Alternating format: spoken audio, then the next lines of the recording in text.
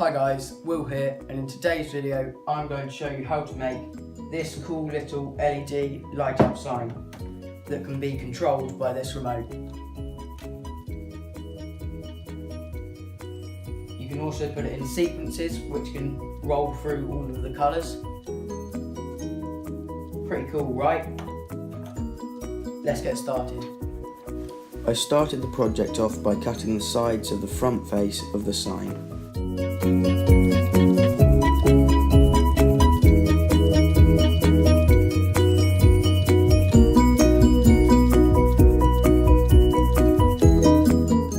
Now I need to drill holes in each of the letters so that I can fit the jigsaw blade into them and cut the letters out.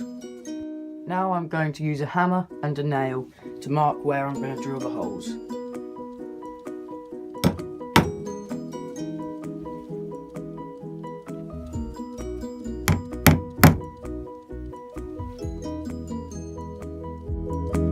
Here you can see me drilling the clearance holes for the jigsaw so that I can cut the letters out without having to cut from the outside edge of the wood.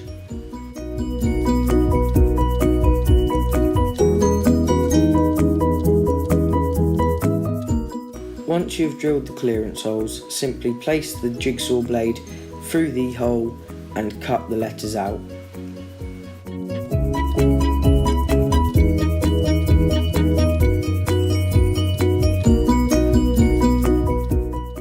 As it was hard for me to get good footage of me cutting out the letters with the jigsaw, I decided to try out the scroll saw, but as the scroll saw had such a thin blade and my template wasn't very fine, it was difficult to keep to the letters outline, so I decided to move back to the jigsaw once again.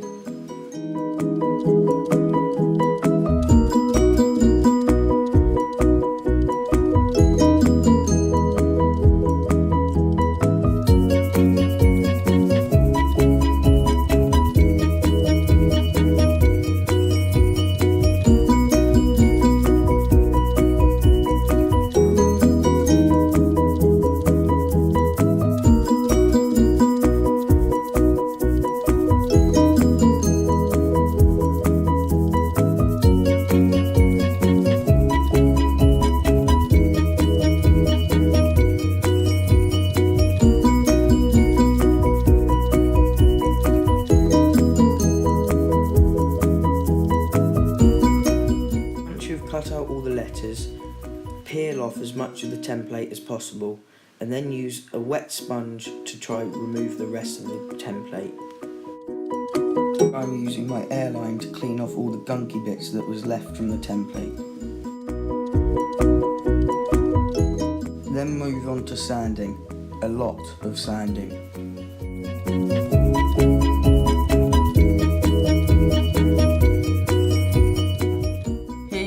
Jigsaw blade that I've taped up and then put a piece of sandpaper on so that I can sand the inside curves of the letters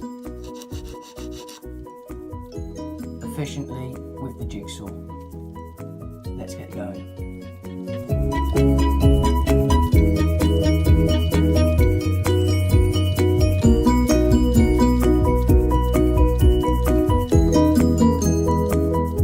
After sanding, you can then fill in all the little bits of blowout with wood filler.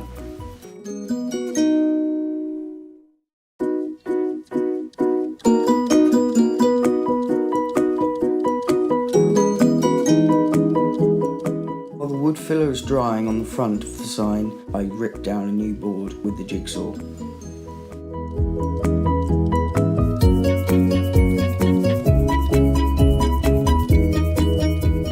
Here you can see me measuring out the sides of the sign.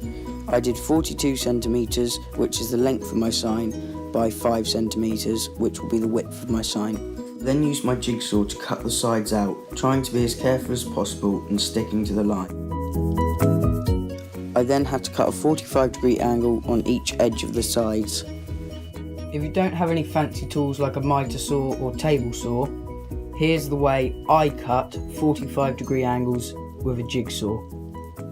First of all, I'll mark a square and then draw a line from corner to corner and then cut that with the jigsaw. I can then place the piece of wood that I want across that 45 and cut across the edge of it. That should give me a perfect 45-degree angle on the end of the piece of wood. Now you can see me cutting the first 45-degree angle using the jig. Here you can see all the pieces ready to be test fitted and then glued together. I've marked all the pieces with top and which piece touches the baseboard. Bottom, so bottom of the Jacob. Right, left, and so on. I'm using quick dry wood glue.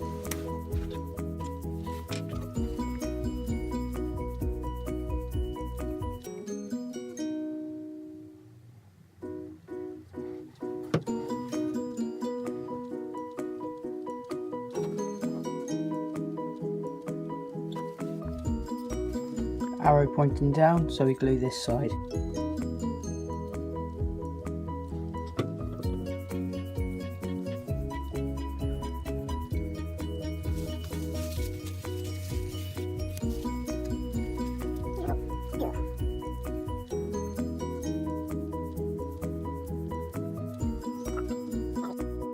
There we go. Same again.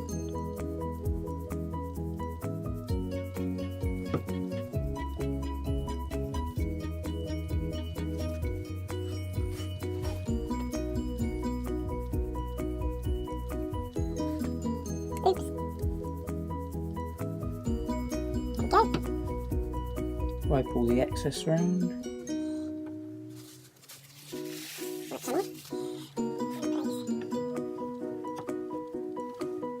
We will let this dry. Once the glue is dry, we can now fill in all the gaps with wood filler.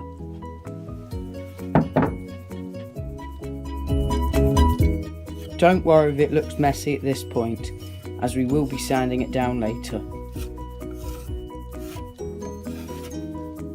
Do this for all the edges and anywhere that needs it. Then decided to cut the back for the sign. Don't worry, it's not perfect, as you will not see this side of the sign.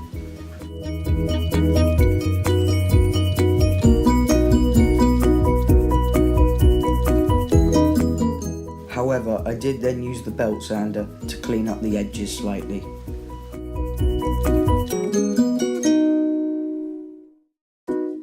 Fix the back to the sign by making a couple of little pieces like this, placing it inside the sign and sitting the back on top like that. So now I'm going to drill the holes in here so that the screw will not split these little pieces when I screw into the side.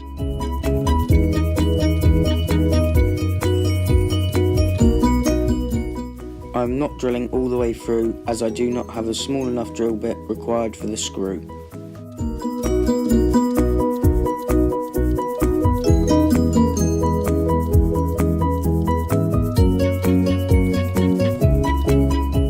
I'm now going to screw this piece into the side of the sign so that the back will sit flush with the top of this.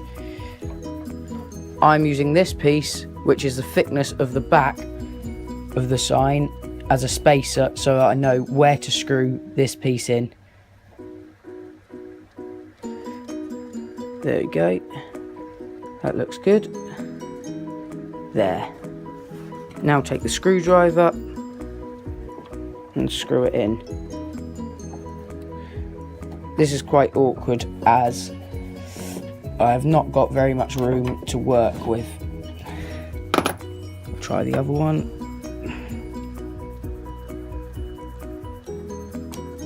Oops. There you go.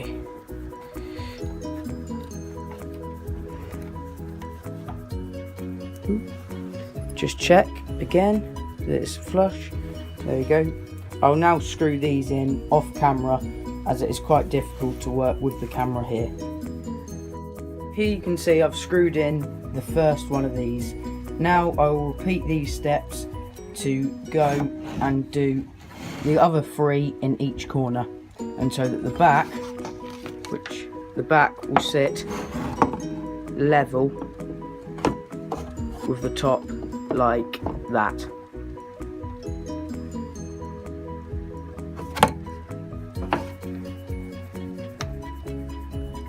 Here's what it looks like after I've screwed all 4 pieces in, and then you can place the back on and it fits perfectly. I know you're saying, well, that looks horrid because of all the gaps along the edges, but that doesn't matter, as you will not see this side of the project, as it will be sitting flush against the wall like this. I'll show you that. It will sit on the wall like that. We now give everything a final sand before painting.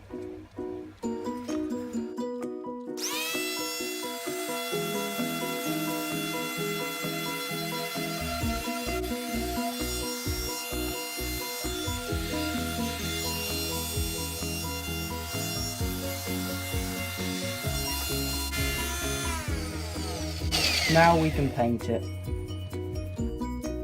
Quickly before painting, I'm going to drill a hole in the back so that I can attach it to the wall. I'm using Rustin's primer and undercoat in the white, which I purchased, I believe, for about £4.99, or in dollars, $6.49. I started by painting the back and then moved on to painting the inside of the letters, and then go on to the front face and then the sides.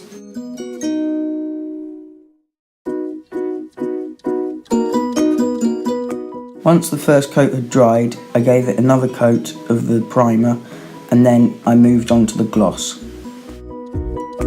Then used the hot glue gun to glue in place the perspex, which will diffuse the light from the lights and give a nice overall look. I used a flat, flexible LED light strip, and this is how I set it up on the backboard. Here is the final product.